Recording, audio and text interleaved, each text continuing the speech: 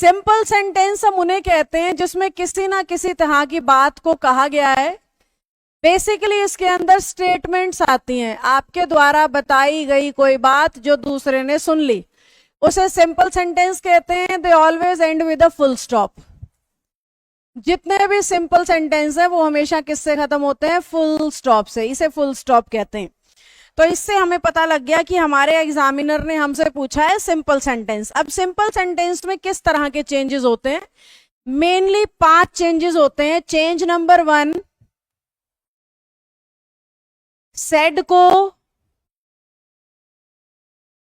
या said to को। Said को तो देखो बेटा सिंपल सेंटेंस में डायरेक्ट से इनडायरेक्ट में सेड ही रखा जाता है। सेड टू को टोल्ड में बदल दिया जाता है। लेफ्ट साइड में मैं डायरेक्ट स्पीच लिख रही हूं और राइट साइड में इनडायरेक्ट स्पीच लिख रही हूं।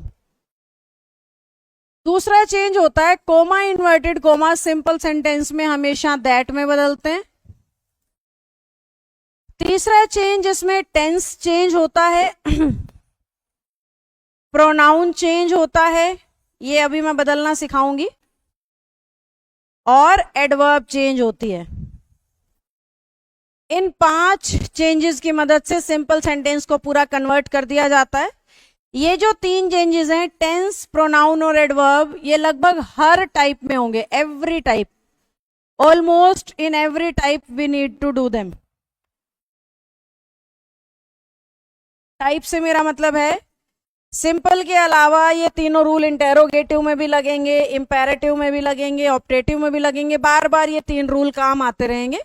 ये वाले 2 बदलते रहेंगे हर टाइप के हिसाब से। तो सिंपल सेंटेंस को कन्वर्ट करने के लिए ये 5 रूल में से 2 तो हमने सीख लिए कि सेड को सेड ही छोड़ना है, सेड टू को टोल्ड करना है। इसी तरीके से अगर से या सेज आ रहा है सिंपल सेंटेंस में तो उसे भी सेम ही छोड़ना है। से है तो से का से ही रख देना है और सेज है तो सेज ही रख देना है। पर अगर वो से टू या सेज टू लिख रहा है तो आप इन्हें कन्वर्ट करेंगे से टू को टेल में और सेज टू को टेल्स में। इन्वर्टेड कोमा हर केस में दैट में ही बदलेगा।